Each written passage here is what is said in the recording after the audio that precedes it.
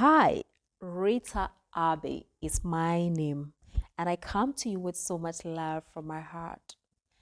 But I bring to you the greatest love from God to you. You know, He loves you, right? Yeah, I know you do. It's just a reminder. Through your pain, you might find your life purpose. So don't waste pain. Do not waste pain. Make good use of what you have and you think it's hurt. Make good use of your pain. So, I married for 15 years plus some months. I kept myself as a disciplined young lady before I got married. I'm not perfect, but did my part to follow the requirements of a wife within that spirit. I normally made sure to look presentable for him as well, to extent of me getting even privileged to be invited to bridal showers sometimes as a guest speaker, to advise and to give tips to other ladies on how to be a good wife and how to be presentable. I made sure my ex husband was my friend as well. I hid nothing from him. I hid nothing from him. He had access to my password. I had no reason to hide my phone.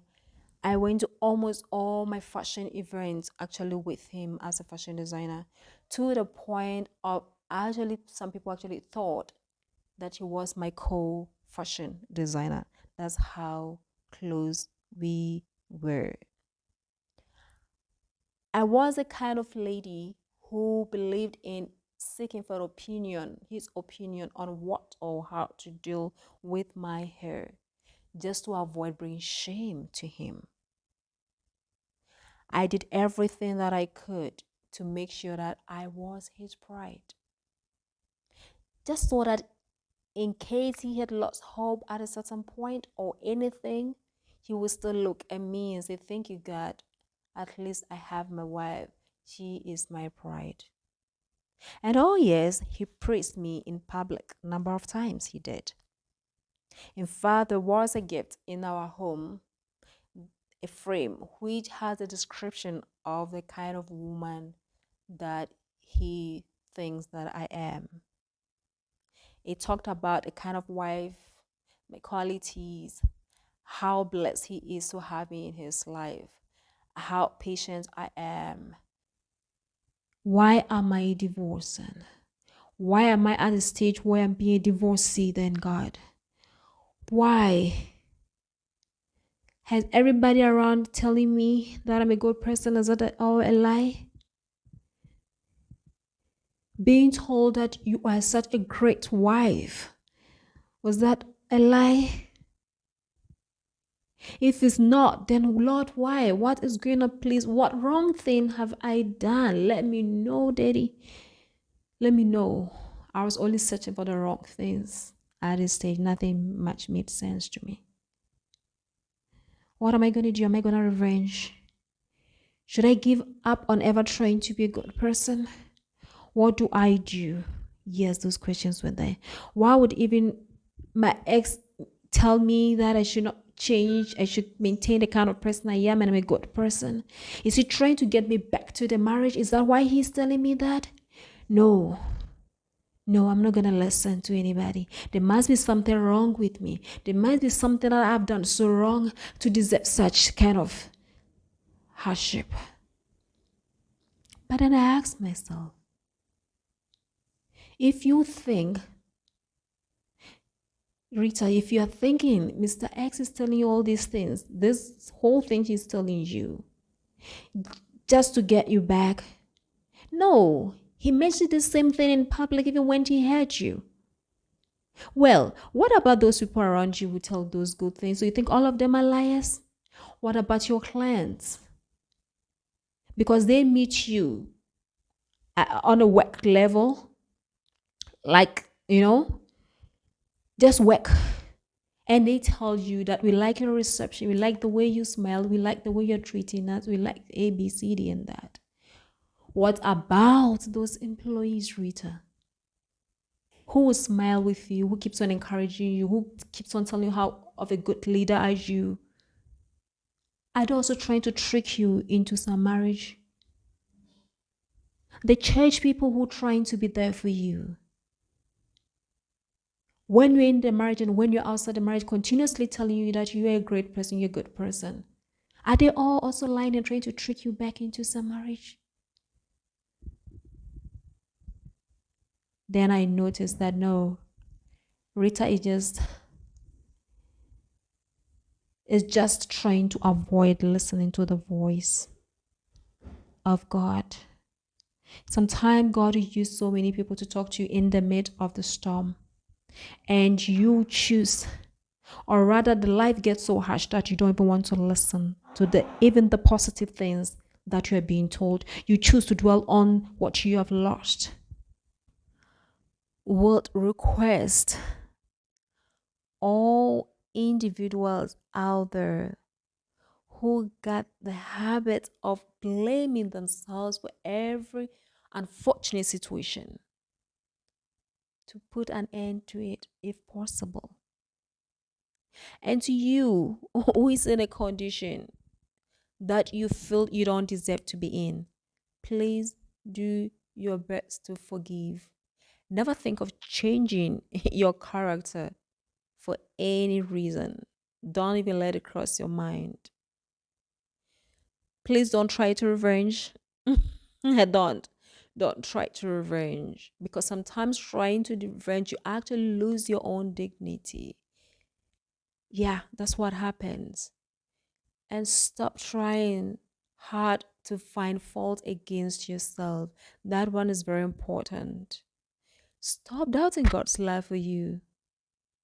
Stop doubting God's love for you. Find someone that you can trust and open up to. Take some counseling if possible. See a psychologist if you are able to afford, you know. Never regret. Never, never regret playing your part. Never regret playing your part. Whether be in a marriage setup or a workplace or a family setup, anywhere you are, do not ever feel bad for playing your part. It doesn't make you foolish. It doesn't make you uh, like weak or no, no, it doesn't. So never give up or regret playing your part. Do your part and leave the rest to God. Okay? Surrender all to the greatest psychologist. Just surrender everything. When you're in that confusion state, you don't know what to do. Just surrender it all to the greatest psychologist himself, Jesus Christ himself. And trust me, he will not disappoint you. He will unfold all things to you at the right time. And he will counsel you. He will never leave you just broken. I know what I'm talking about. Just try him. Yeah, try him. Well, I had to give up on everything and seek for refuge at the feet of Jesus while waiting for the divorce to be granted by the court. Yeah, that's what I did. I had to sit at the feet of Jesus. Yeah, because sitting at the feet of Jesus was the only way to keep me sane and to reduce the pain and disappointment. And this practice actually helped me. Yeah, it did help me to get more closer to God and also helped me to fall in love, more in love with my God. And not only did I fall in love with my God, but I also learned to totally depend on God for everything concerning my life and concerning the life of my child since he's still under me. Yeah.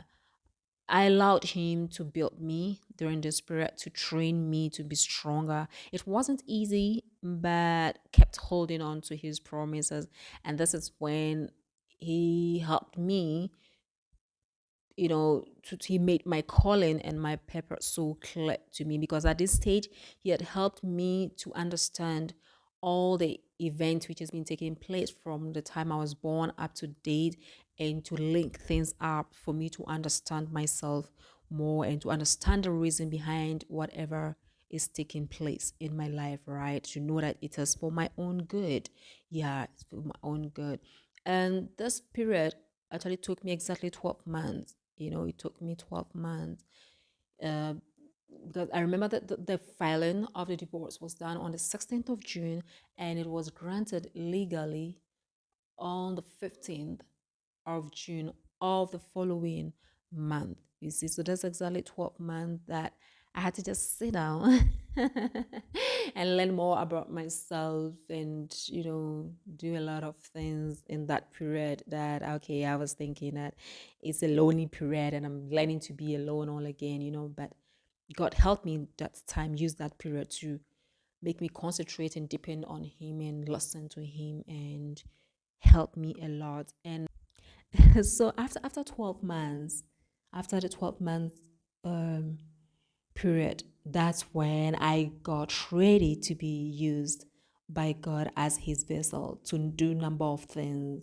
Like one, to go out there and serve His precious broken daughters, and to let and to remind them of how much He loves them to to be used to be used as a vessel to guide His children, His sons and daughters, before they get married, during the marriage period, and also to be there for those who are already dealing with the head and the effects of divorce. You see, yeah.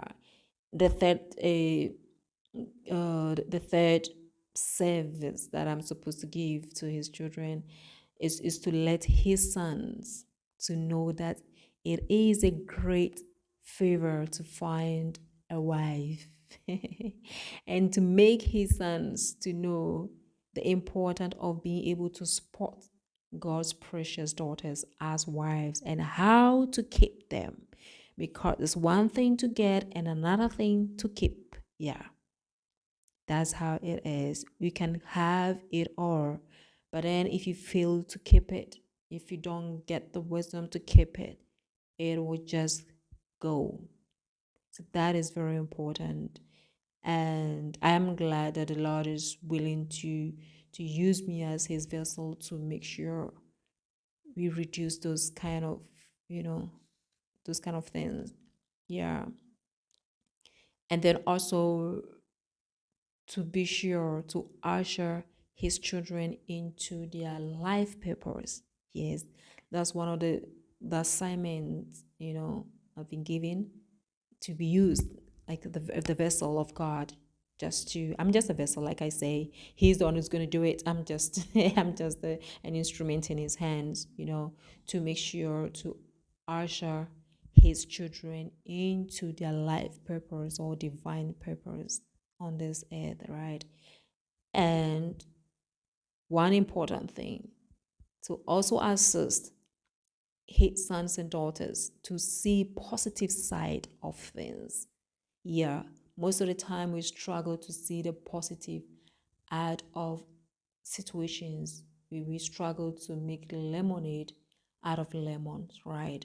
And there is a reason why He says to say, my child, you be the instrument to make sure that my sons and daughters are able to see positive side of things. Last but not the least, to continue my humanitarian the love I have when it comes to humanitarian assisting and all that years. So I thank God. I thank God because if it wasn't for the 12 months, if it wasn't for whatever I went through for me to sit at the feet of Christ during that 12-month period, probably I wasn't gonna get my instruction, my calling so clear and my purpose so clear like that. You get it? So I achieved something out of that period. He prepared me for my purpose and calling. You get it? And I thank God for that because He made good use of my pain. He made good use of my pain. My pain wasn't wasted at all. My pain wasn't wasted at all. So, my dear sweethearts out there, my dear family out there, don't waste your pain. Don't waste it. Allow God to use you. Allow God to help you heal and let Him instruct you and tell you the reason behind everything which has happened or which is happening. You get it? Just allow him. Just allow him. He's a faithful God. He's the one who restores. He keeps his promises. Don't waste that pain by, you see, this version of Rita who is able to speak to you is who she is today because of all she experienced in life. I didn't know how to voice out. I kept many traumatizing experiences to myself since I was a child. My first ever video to, my first ever video was uploaded on my fashion Facebook page, which is called Rita of Rita Collection. Yeah. And this was at the early stages of my divorce process. Right. And then from there, I opened a YouTube channel for God to use me to serve his children. You get it? Yeah. That's what happened. It was after this whole process that's when I started speaking. Yeah, I like to speak. Now, my prayer is this. My prayer for you, family. My prayer for you, my sweet people out there. My prayer for you, my kings and queens and the princes. My prayer for you is this. The God who is working on me, that God, that merciful God who is working on me, should work on you too. He will definitely work on you. He will work on you. Yeah. And let me tell you something. I still say, or I still insist, and I still believe men are not trash. Men are not trash. Men are great. Marriage is good. Keep being hopeful. Keep being hopeful. After all what I've gone through, I'm still insisting. Men are not trash. Men are great. Marriage is good. Keep being hopeful. And arise. Arise, arise, arise, for your time has come. Arise, for your time has come. Just believe that for yourself. With much love again from my heart to you. Bye.